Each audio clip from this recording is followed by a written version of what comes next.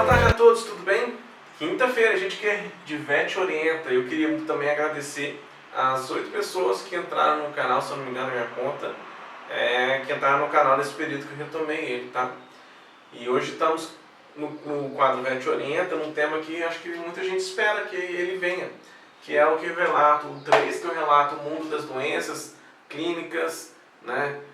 Os casos clínicos, desculpa, os relatos de casos, de grandes, de pequenos.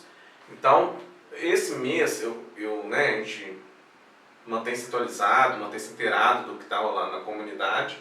É o mês amarelo, né? Da conscientização, o maio amarelo, da conscientização das doenças renais de cães e gatos.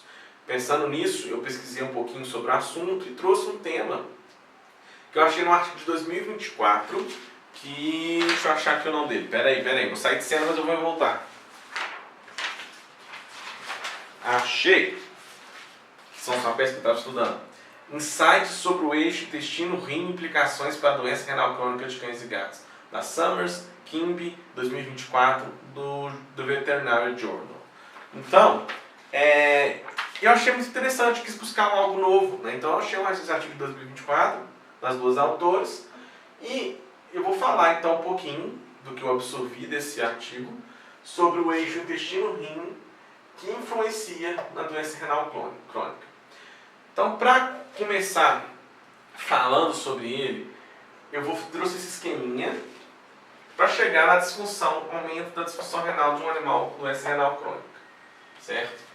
Então, um animal que já está grave, com doença renal crônica em estágio avançado, né, estágio bem grave já, né, estou repetindo a palavra, mas é grave.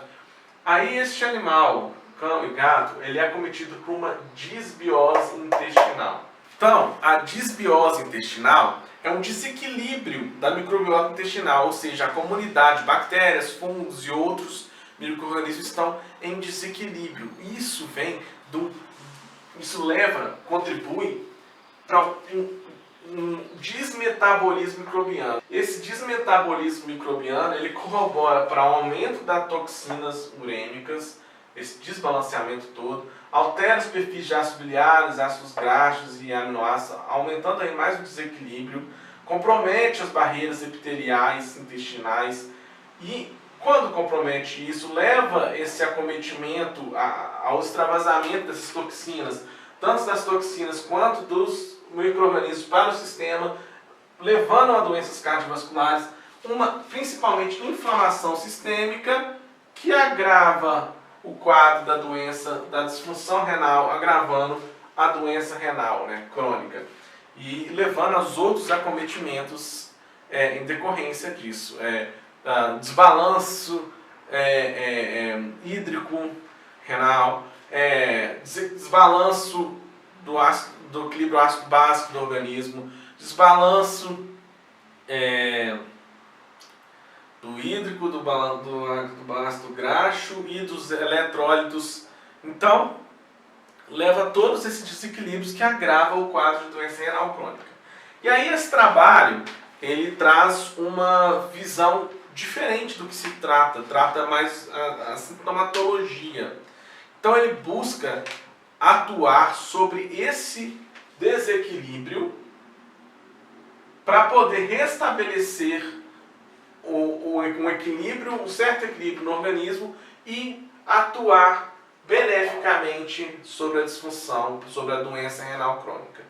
Então, atuando nesse ponto do intestino, da retomada das funções, da proteção, atuar sobre todos esses acometimentos aqui, que não são benéficos, principalmente a barreira epitelial, fazer o tratamento sobre o metabolismo intestinal, que vai afetar todas essas questões que foram desbalanceadas, né, comprometidas, todas essas lesões, todos esses acometimentos inerentes desse fato desse metabolismo, vai atuar no metabolismo para poder balancear, para poder equilibrar o organismo e assim influenciar na doença renal crônica. Tá joia? Vou trazer o último quadro explicando um pouquinho esse tratamento. Então, para finalizar, vou trazer o que o artigo propõe, né, no sentido de atuar no acometimento intestinal, beneficiando a doença renal crônica, a melhora do quadro da doença renal crônica, o tratamento. Então, a literatura traz que tratamentos que buscam atuar sobre a microbiota em si não estão sendo tão efetivos. Então eles buscaram nos estudos, eles não notaram alterações na microbiota fetal, igual eu estou falando. Eles buscaram atuar no metabolismo desses micro-organismos do microbioma no sistema e no sangue, alterando, fazendo terapias específicas na dieta, né? O uso de prebióticos e probióticos e o uso de adsorventes direcionados ao metabolismo desse microbioma. E assim, as toxinas, tudo que eu acabei de elencar, principalmente as toxinas urêmicas, que afetavam tanto, comprometiam tanto a doença renal já estabelecida, com esse equilíbrio metabólico, o equilíbrio da microbioma intestinal não afetaria as doenças renais crônicas, né, diretamente, o rim diretamente, vamos dizer assim, melhor dizendo, e assim auxiliaria no prognóstico do doente renal crônico. Então, esse trabalho traz uma atuação no intestino para beneficiar o rim acometido por uma doença renal crônica. E para isso, um controle de dieta, né, na questão de proteínas e minerais e sais, o uso de prebióticos e probióticos para promover o equilíbrio do meio, né, da microbiota, do microbioma, das bactérias, dos fungos e de outros micro-organismos que estavam afetados nessa disbiose, e de adsorventes para atuar nesse metabolismo e promover esse restabelecimento do equilíbrio da microbiota, e assim essas toxinas urêmicas também não estariam sendo produzidas e assim não levariam ao sistema o que estava comprometendo, gerando inflamação e gerando o acometimento da doença renal crônica. Bom, pessoal, então, finalizando aqui, eu trouxe esse assunto para cobrir esse mês das doenças renais.